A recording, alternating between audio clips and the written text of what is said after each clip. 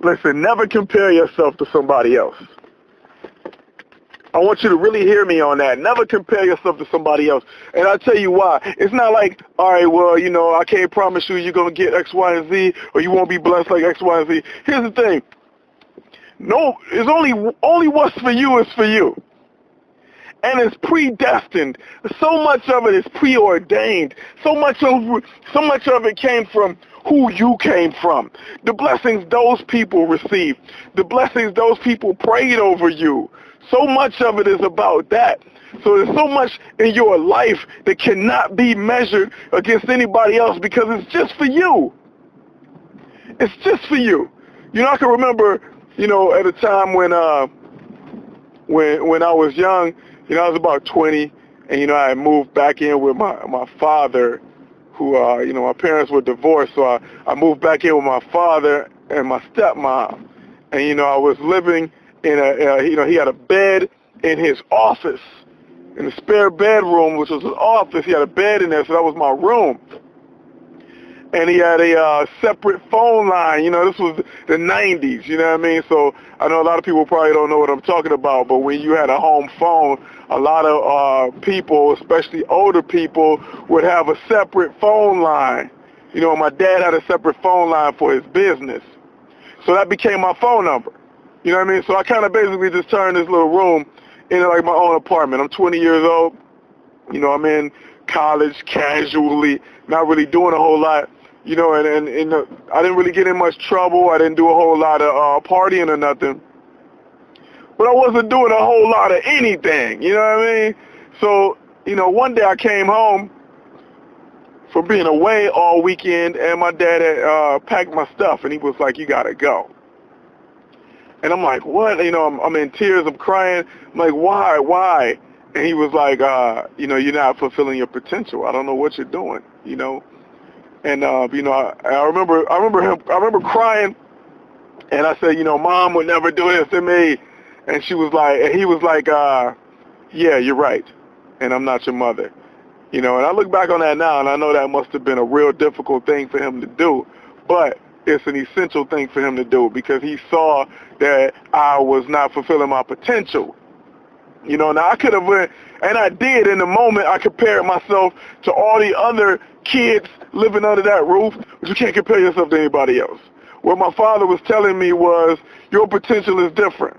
You know, the way you'll be treated in life has a lot to do with who you are and what the energy that people get off of you, the blessings that are over you, the potential that you have is set. And people can see that. It becomes apparent.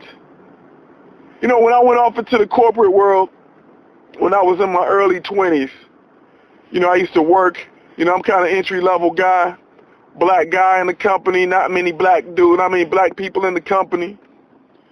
You know, I befriended this white guy. You know, he was in his 40s at the time, military guy, jokester. You know, me and him basically had the same, that we were both entry-level type positions. You know, he's in his 40s because he spent a lot of time in the military.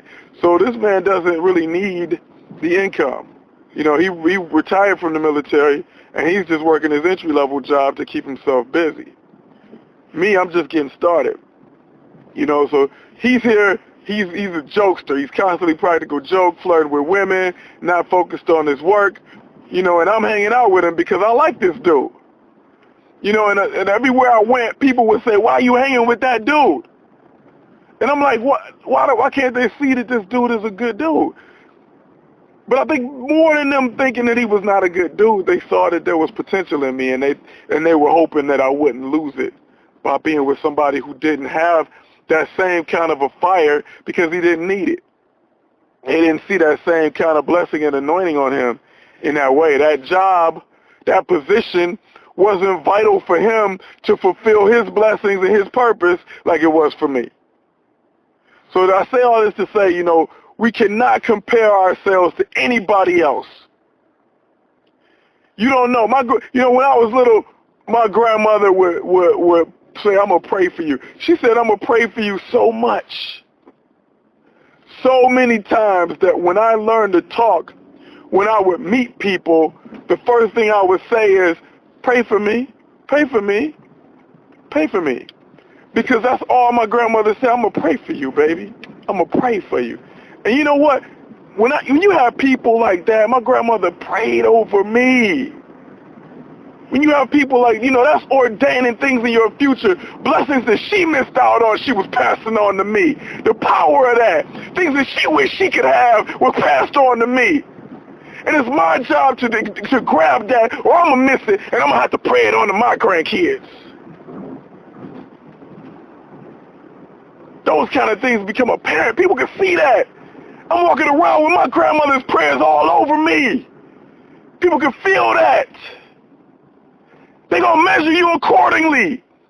They're not going to measure you according to the guy next to you or the girl next to you. They're going to measure you by what's all on you, by the God that's on you. They can feel that. You don't think God can come through you and communicate through your behavior, through your look, through invisible qualities? You don't think God can do that? He's doing it right now. Don't compare yourself to nobody.